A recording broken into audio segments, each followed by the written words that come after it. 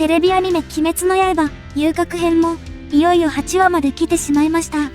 遊郭編は11話で終わり説濃厚ということで、残すところあと3話。9話のことも早くお話ししたいのですが、8話が濃すぎて、皆さんからもたくさんコメントをいただきましたし、もう少し深掘りできるところはしておきたい。本当にアニメーターの方ってすごいですよね。どうやってあれだけの映像を作っているのですか？僕なら一コマで挫折してしまいます。感謝しかない。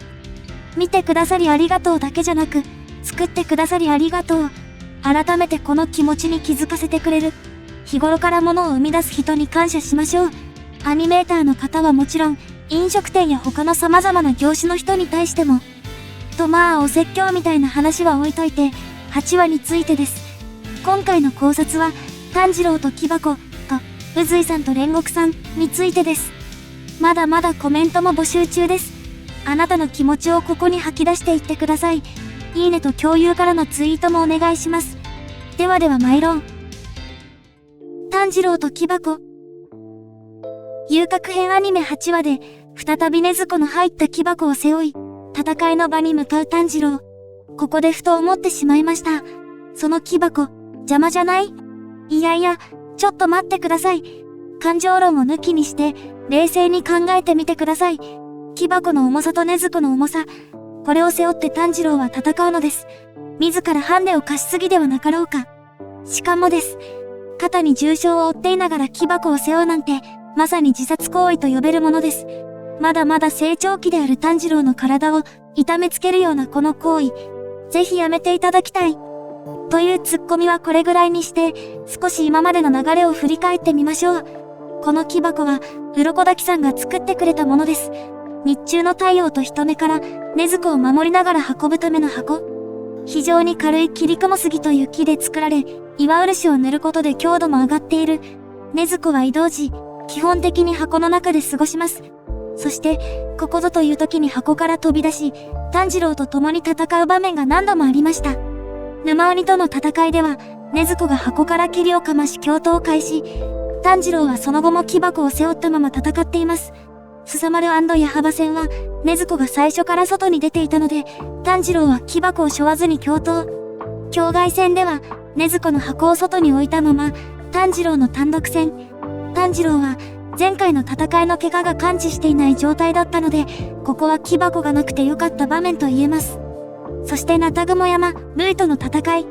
炭治郎は、基本的に木箱を背負って戦っています。そして、炭治郎のピンチに禰豆子が登場。そこから炭治郎は、木箱を下ろして最後まで戦っています。続いて無限列車編。無限列車編では、最初から炭治郎は木箱を下ろしています。なので、閻魔との戦いの際も木箱は背負っていません。そしていよいよ遊郭編突入となります。待てよ。今まで結構背負ってない時あったぞ。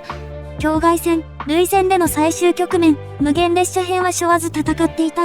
それで遊郭編は背負うんかい。今までで一番やばい相手ですよ。上限ですよ。怪我の具合も過去一やばくない？ねえ炭治郎。まあでも、やっぱり禰豆子の暴走が怖かったんでしょう。禰豆子は最初の炭治郎の時以外、人に襲いかかったことがありません。欲求は隠しきれないものの、あの品津川実美にも襲いかからなかったほどです。ですが、遊郭編では人に襲いかかってしまった。炭治郎が止めなければ、死人が出ていたでしょう。なので、まだまだ怪我人が多くいる中、禰豆子を放置していくことはできない。暴走の危険性がゼロではないからです。上限の6だけでもやばいのに、禰豆子の暴走も始まってしまったら、遊郭はとんでもないことになってしまいます。炭治郎のそばに置いておけば、暴走する前に止められる可能性が高い。思えば前回の暴走も、炭治郎が意識を失ってしまったため、禰豆子に言葉をかけてやることができなかった。炭治郎の言葉も重要なのです。誰かに預けようにも、混乱の中では難しいでしょうし、やはり炭治郎が背負うというのが一番の選択肢だったのかもしれない。それにしても、アニメ8話の泣いていた禰豆子も可愛いし、アニメオリジナルの炭治郎のゆっくりとお休みと笑顔もやばかった。宇髄さんと煉獄さん。アニメ8話の最後のサプライズ。おいおいおいと、待て待て待てと、鳥肌立ってしもうたやないか。いや、何回泣かすねん。本編では弱音を吐かない宇髄天元が煉獄さんを頼るシーンが見れるなんて、もうやばいしか言葉が出てこない。この演出こそ過去最高の神シーン。宇髄さんは煉獄さんに尋ねます。煉獄、お前ならどう戦う？俺はお前のようにはできないかもしれない。これはつまり、誰も死なせないということを言っている。宇髄さんも煉獄さんのように、自分の命より他の命を優先している。でもそれができないかもしれない。状況的には五分五分といったところでしょうか。煉獄さんの場合は、上限の3という強敵が相手でした。しかし夜明けに救われた。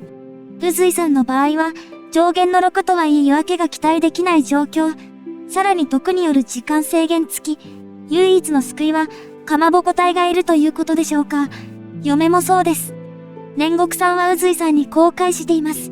俺だってお前のようにできはしない。お前の剣技は美しい。妻はちょっと多すぎるがな。宇髄さんの質問に対し、あえて答えない煉獄さん。お前は俺とは違う。お前はお前のやり方でやれ。お前にはできる。これはそういったメッセージなのではないでしょうか。そして煉獄さんはこうも言います。かまど少年を、黄色い少年を、井の頭少年を、頼んだぞ、宇髄。これで全ては伝わりました。柱から柱へ、受け継がれる思い。熱い炎の煉獄から、派手な音の宇髄へ。誰も死なせるな。宇髄ならできる。お前はお前の長所を生かせ。お前は柱だ。強き者は弱き者を守る責務がある。煉獄さんの、頼んだぞ、の一言で、宇髄さんは自信を取り戻しました。そしてこう言います。派手に任せておけや。かっこよすぎる二人。マジでエモい。なんて言うんですか？こういう兄貴が欲しい。まさに鬼殺隊を支える柱。全幅の信頼を受ける存在。やばいっす。そして最後に、この二人の関係性について少しお話しします。宇髄さんは23歳、煉獄さんは20歳。鬼殺隊でも年齢でも、宇髄さんの方が先輩です。でも、煉獄さんは、お前、や、宇髄、と呼んでいたり、特に気を使う様子はありません。それに、宇髄さんもそのことは気にしていない様子。この二人はお互いをどう思っているのか、それは公式ガイドブックに明記されています。まずは宇髄さんから見た煉獄さん。派手、俺より目立つな。でもめっちゃいいやつ、とのこと。髪の毛や身につけているものの派手さを、宇髄さんは言っている様子。そして煉獄さんから見た宇髄さん。剣技の軌道が美しい。忍びを初めて見た。感動。妻がちょっと多すぎる。これはまさに、あのシーンで言っていたことそのものです。ちなみに、煉獄さんはほとんどの柱から、いい人判定をされています。あの品津川さねみですら、好き、いいやつ、と言っているほどです。対して宇髄さんは、評価のされ方のバリエーションが多彩。胡蝶忍からは、葵の剣で揉めたことが書かれてあったり、品津川さねみからは、兄貴面されるため普通、と言われています。他にも面白い評価があるのですが、それはまた別の動画で。まとめ的なもの。今回の記事は、炭治郎の木箱、と、宇髄さんと煉獄さん、についてでした。もうみんな、言葉を失っているのがよくわかります。作画の素晴らしさからのあれですから。宇髄さんは、最後に9話のサブタイトルを発表。9話のサブタイトルは、上限を倒したら、これが結構意味深なタイトル。倒したら、どういうこと？これはまた次回の動画で考えてみます。皆さんの意見も参考にしたいので、コメント欄にどんどんコメントしてください。宇髄さんと煉獄さんのことでもいいですし、何でもコメントしてください。待ってます。というわけで、今回の記事は以上です。皆さん、寝不足による体調不良にお気をつけて、それではまた。